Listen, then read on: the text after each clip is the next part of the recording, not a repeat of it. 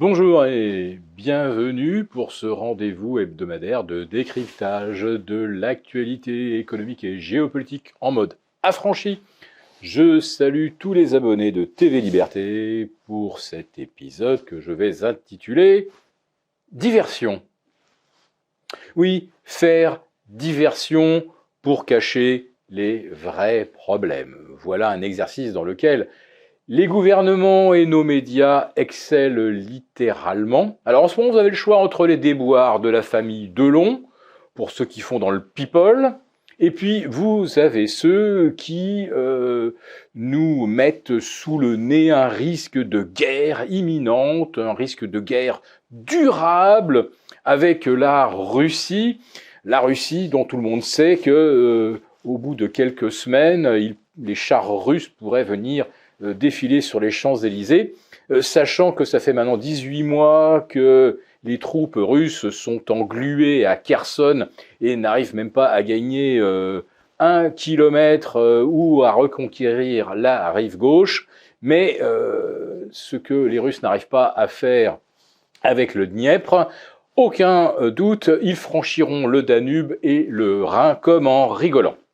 Bon, cela dit, on nous brandit ce risque de guerre pour nous faire accepter des dépenses d'armement plus importantes que celles auxquelles on est accoutumé depuis des décennies.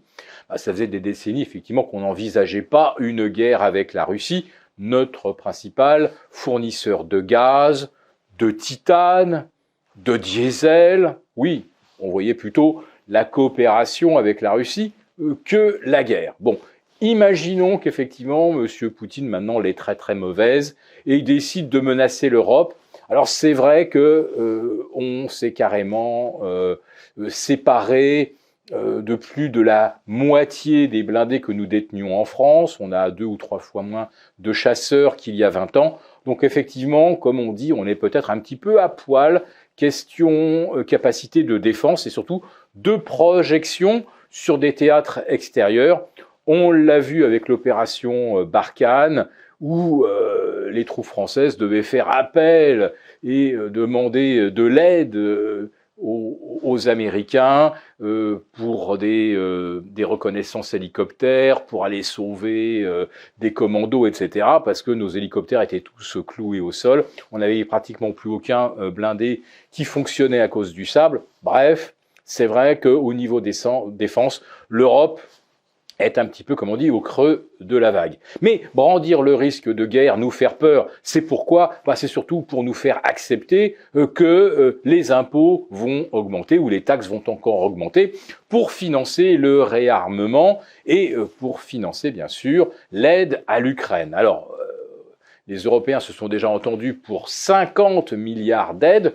Donc la quote-part de la France, ça sera entre 8 et 9 milliards, et ça c'est jusqu'en 2027. On parle maintenant de 100 milliards et d'un grand emprunt, tout ça pour l'Ukraine. Je dirais que bon, si c'est 100 milliards d'emprunt, la quote-part de la France, ça sera quelque chose qui tournera autour de 18 milliards. Avec 18 milliards, on a peut-être la possibilité de remettre nos urgences un petit peu sur pied, aider nos agriculteurs, soutenir quelques industries d'avenir, plutôt que de filer de l'argent à des oligarques qui vont transformer ça en baraques hollywoodiennes sur la Côte d'Azur, en yacht ou en maison en Israël, etc. Mais pour l'instant, donc, la propagande continue d'aller bon train. La propagande de la peur, naturellement, parce que sans la peur, vous n'accepteriez pas l'inacceptable. Alors en France, l'inacceptable, c'est la réduction ou l'élimination de tout ce qui constitue notre tissu de protection sociale. Donc on va encore s'en prendre aux chômeurs, on va encore s'en prendre aux retraités, peut-être bientôt aux malades de longue durée. Et Monsieur le maire n'exclut plus de hausse d'impôts. Bah oui, la hausse des taxes, ça y est, c'est fait. notre facture d'électricité a explosé, la facture de gaz va encore augmenter au mois de juillet, et ça ne va pas suffire à combler les trous. Donc il va peut-être falloir effectivement envisager des hausses d'impôts qui vont se terminer donc en grande partie à Bruxelles et puis peut-être demain en Ukraine. Donc si on ne nous effraie pas avec le risque de peur avec la Russie, évidemment, personne n'acceptera ça. Vous avez donc bien compris l'esprit et la motivation de cette fameuse diversion. Pour vous remercier de votre fidélité, vous pouvez télécharger gratuitement en cliquant sur le lien ci-dessous mon rapport spécial 3 placements pour sauver votre épargne de l'inflation.